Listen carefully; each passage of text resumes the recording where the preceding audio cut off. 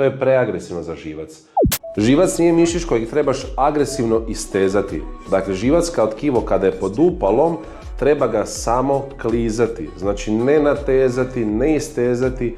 Često vidim primjer kada ljudi imaju problema sa išljasom, da postave ovako nogu negdje na stolicu niže ili na stepenicu i onda se istežu, joj, kao to trebam istegnuti, tu je loža, osjetim da me zateže, sigurno mi je to problem i zato me bole leža. Ne, nego imate upaljen išljas kao živac i samo ga sad dodatno natežete, to je preagresivno za živac.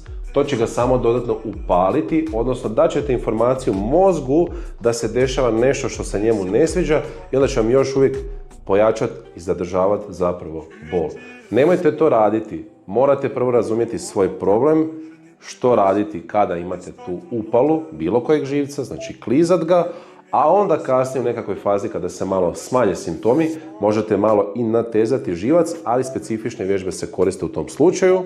Pa onda stoga, ako želiš saznati koje su to vježbe i kako si pomoći kada imaš išljas, obavezno komentiraj išljas i poslat ćemo ti besplatan vodič.